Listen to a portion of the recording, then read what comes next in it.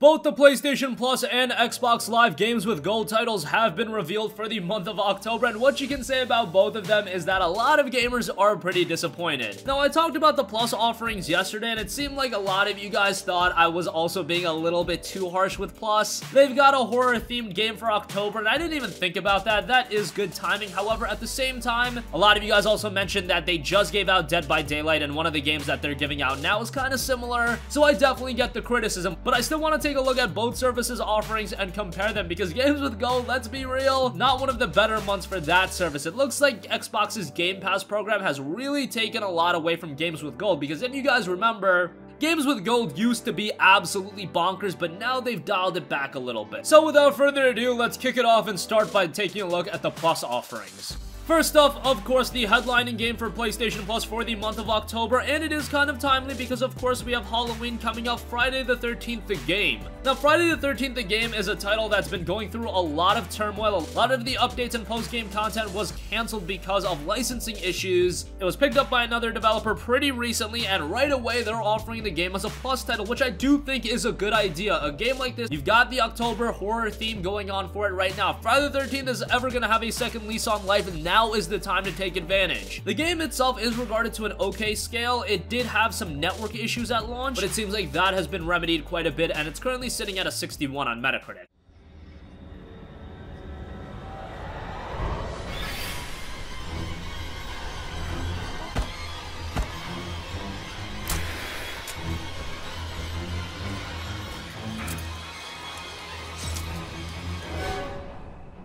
The other major PlayStation 4 title we have, and I say major kind of loosely, but it is being promoted heavily, and that is Laser League. Now, Laser League is yet another multiplayer experience, so I'm not a big fan of that. I've always touted how I like multiplayer games as a part of Plus. However, I think the best route to go is offer a multiplayer game and then offer a single-player experience as well. Sony absolutely nailed that in September when they offered Destiny 2 and God of War 3 Remastered, and just me saying those two games, the games that were offered in September, and then you look at Friday the 13th and Laser League, I think that's a pretty big step backwards, but hey, I don't want to hate on Laser League too much because this is a game that's been received rather well. It's described as a new last word in high-speed future sports team action. You battle against the opposition for control of nodes that bathe the arena in deadly light. Evade rival-colored beams and fry your opponents with speed, strength, and strategy. Laser League has an 82 on Metacritic. This is Laser League, the light-speed combat sport of 2150. In a packed stadium, the two teams fight for control of the lasers. Their goal, to eliminate the opposition. Last team standing wins. This is a laser node. By running over it, you activate a laser in your team's color. Now, while Friday the 13th The Game and Laser League were the two heavily promoted PS4 titles, thanks to cross-buy, we have 3 more PS4 games to go over, and one of them, to me, is the most interesting game out of all of the offerings. And it's a game that Sony isn't promoting whatsoever, so I want to give it the recognition that it deserves. First up, though, the PlayStation 3 title that's cross-buy with PS4 is The Bridge. The Bridge is a 2D logic puzzle game that forces the player to reevaluate their preconceptions of physics and perspective. It's said to be Isaac Newton meets MC Escher, and you can manipulate gravity to redefine the ceilings as the floor while venturing through impossible architecture. Probably not a game a lot of people will check out, but The Bridge is sitting at a 70 on Metacritic.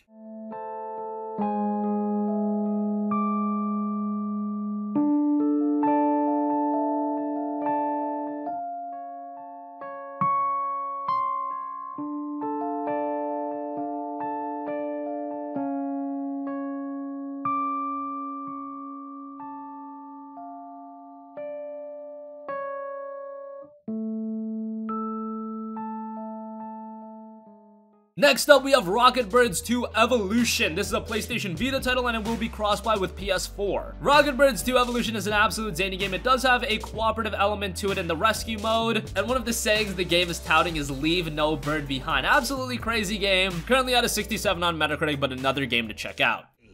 Crazy genetically engineered chickens bred for food.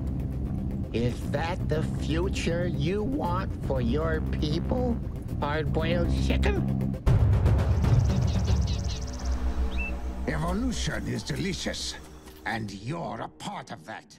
And lastly, this is the game that I'm really interested in, and that is 2064 Read-Only Memories. This was released on the PlayStation Vita, it's cross-buy with the PlayStation 4, and just on the surface, I really dig the art style of the game, and the description of the game is this: Neo San Francisco 2064 AD. Your life as a struggling journalist is interrupted by the world's first sapient machine, or ROM. That is named Turing, and together you and the quirky robot will encounter a colorful cast of locals as you uncover the city's secrets behind the overlapping futures of technology and humanity. Can you survive in Neo San Francisco, or will the mystery go unsolved? 2064 Read-Only Memories has a 76 on Metacritic, which is a pretty high score for a PlayStation Vita-focused title. And again, you'll be able to fully play it on your PlayStation 4. Sony barely promoted this title as a Plus title, and I think it would have been more effective promoting 2064 as a Plus game over even Laser League, because again, you're offering that multiplayer experience with Friday the 13th. I think for a lot of people looking at 2064, it looks like a game some people will be captivated by, especially when you read the game's description. That's just my 2 cents on the promotional side of things, but let's be real, Sony probably knows how to promote video games better than me, but that's just what I think. Know how to safely scope a battlefield,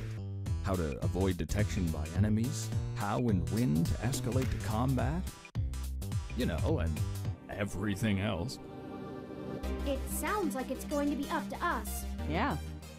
So those are all of the games you are getting with PlayStation Plus. Now let's move on to Xbox Live Games with Gold, and of course on the Xbox side of things, you get 2 Xbox One games and 2 Xbox 360 games that are both playable on the Xbox One thanks to backwards compatibility. First up for the One exclusive title is Overcooked. Overcooked is a game that I've talked quite a bit about. It's a chaotic couch co-op cooking game for 1 to 4 players. You work as a team, and you and your fellow chefs must prepare, cook, and serve up a variety of tasty orders before the baying customers storm out in a huff. I know cooking games have been done in the past, but Overcooked is done in a very good style. It offers you that arcade gameplay, and playing it cooperatively in couch co-op, that's when you're gonna get the most enjoyment out of Overcooked. Now, I do have to take a couple of points away because Overcooked was offered as a Game Pass title, then they took it away from Game Pass, and now they're just offering it as a Games with Gold title. So I imagine that if you're interested in this game, they've offered you ways to play it in the past. So I don't know, to me that's not the best route to go, but Overcooked does have an 80 on Metacritic, and that is a great score.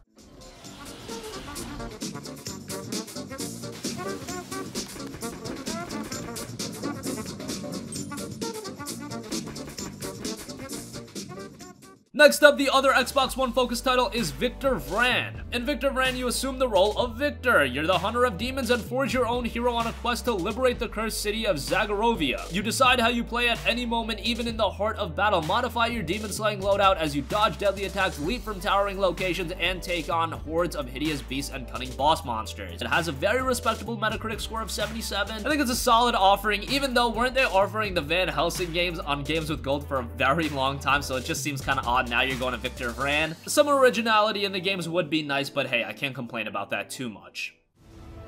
Some demons are mindless. Those are the easy ones.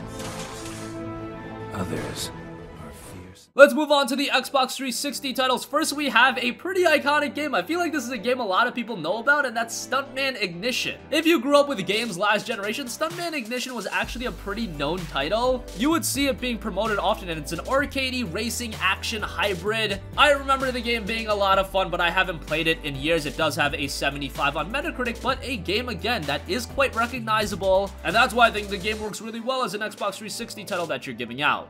And lastly, probably the better of the 2 360 offerings, and it's a very timely offering, Hitman Blood Money. Now, of course, we are coming up on the release of Hitman 2, which I think a lot of you guys are unaware about. That's been one game that's coming out this fall that has gone really under the radar. Hitman Blood Money is your classic Hitman experience, and if you want a quality stealth action adventure game, it'll be right up your alley. It does have an 82 on Metacritic. Unfortunately, I do foresee this being a game where some people play it and they think it hasn't aged all too well. However, if you've been a longtime Hitman fan, if you're looking forward to Hitman 2 and you just want to get in the Hitman mood, I think Hitman Blood Money is a great offering. And just like how I commended Sony for offering Friday the 13th for October, timing comes into play with these offerings, and I think offering Hitman Blood Money ahead of the release of Hitman 2, I gotta give Microsoft some points for that. So those are all of Microsoft's game offerings. Not the best month on either side, but I do have to say, I think that Microsoft edges it out here ever so slightly. Overcooked is a game that's received very well. Victor Vran, while yes, it's another one of these Van Helsing type games, it's another game that's received quite well. Stuntman Ignition is a game that I'm a little bit more nostalgic with, so maybe I weigh it a bit more heavier than some people would. Hitman Blood Money, again, I think timing plays a big factor with this, and I have to give them points for that. Again, I don't think Sony's month is great. Friday the 13th is a good offering. I think a lot of you guys are happy with that based on the comments that I've seen. I don't think this was the month to offer Laser League. However, if you want a multiplayer experience, chances are you're going to be more busy with Friday the 13th. 2064 read-only memories, however, that's something I would give a shot to. And when that goes live, I'll definitely be giving it a shot. But based on what I can see, I do think Microsoft and Xbox are offering the better titles this month. That's going to conclude this video. I imagine that a lot of you guys are going to disagree with me. I do think it's really close. I don't think either service blew it out of the water, and you can really make an argument for either. That's why we want to hear from you. Sound off with all of your thoughts in the comments section down below. Thank you for watching, and goodbye.